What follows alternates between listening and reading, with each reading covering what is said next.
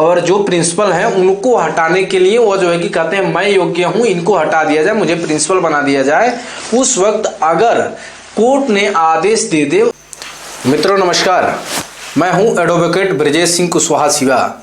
हम लीगल अंग्रेजी के जो लीगल लैंग्वेज हैं उनके शब्दों को, कानूनी जो शब्द हैं उन शब्दों को, कुछ शब्दों के बारे में आज हम पढ़ेंगे और विस्तृत जो है कि चर्चा करेंगे।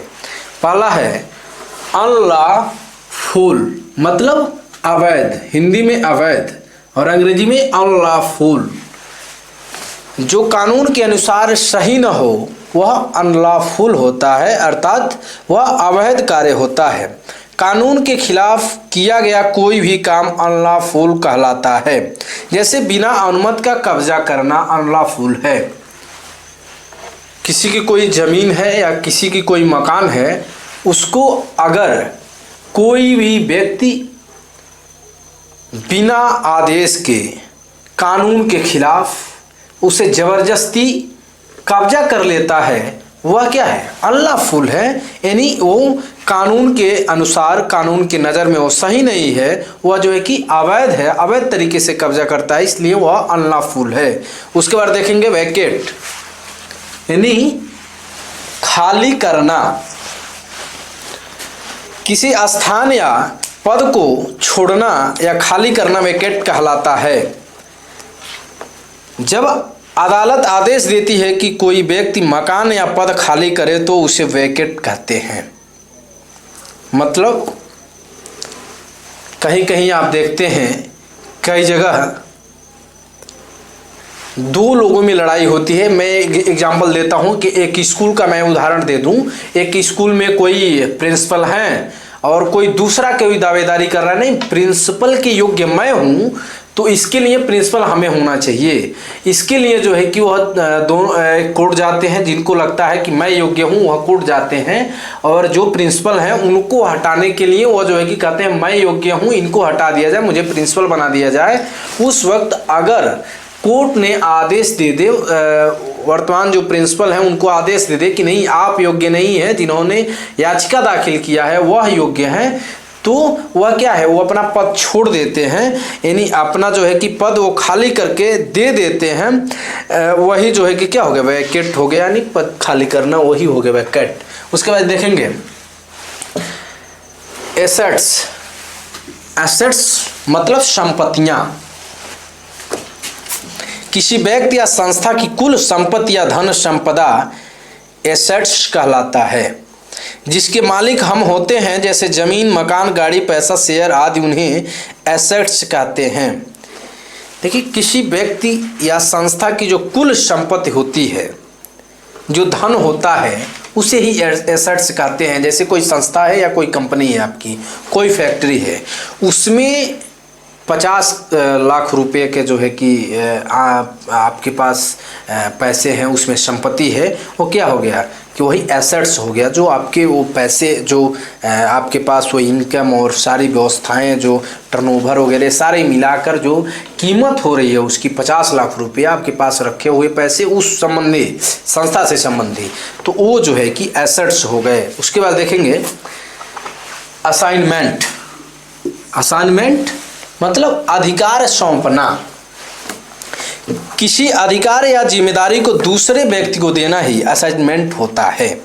जब कोई व्यक्ति या संस्था अपना हक या काम किसी और को दे देती है तो उसे असाइनमेंट कहते हैं। कोई संस्था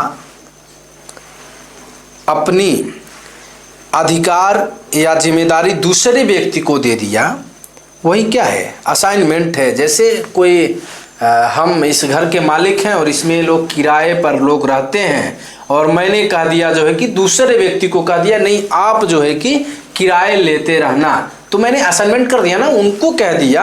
अब अपना अधिकार मैंने क्या किया, उनको दे दिया कि आप जो है कि किराया लेते रहना, वो असाइनमेंट हो गया।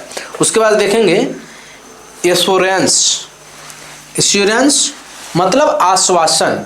अब कैसा आश्वासन की बात हम कर रहे हैं, किसी बात की गारंटी या भरोसा देना ही एश्योरेंस होता है। जब कोई व्यक्ति या संस्था किसी बात का भरोसा दिलाती है कि वह ऐसा ही करेगी तो वह एश्योरेंस कहलाती है। जब कोई संस्था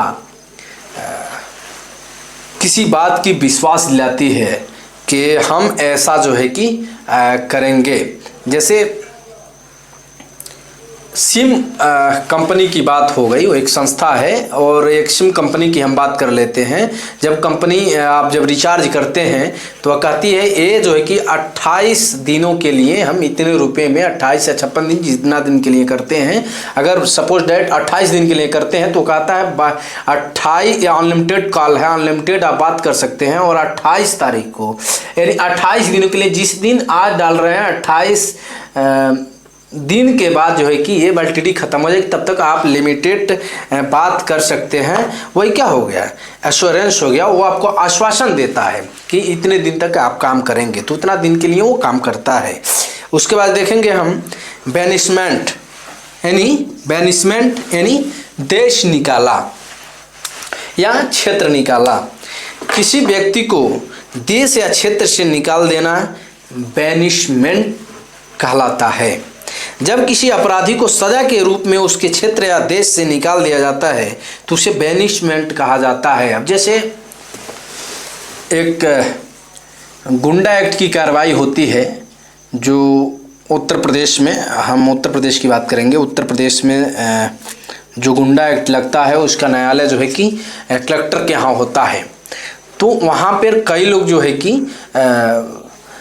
ठीक से जो है कि अपनी जमानत नहीं कराते, अपने जो उसमें जवाब लगाना होता है, रिप्लाई देना होता है, वह जो है कि नहीं देते। किस कारण गुंडा एक्ट उनके पे लगा है, ऐसा अगर नहीं होता है, उसके नियमों के अनुसार काम नहीं करते हैं, प्रोसीजर के अनुसार उसमें नहीं चलते हैं, तो उन लोगों को जिला बदर कर दिया जाता है, यानी क्षेत्र से निकाल दिया जाता है।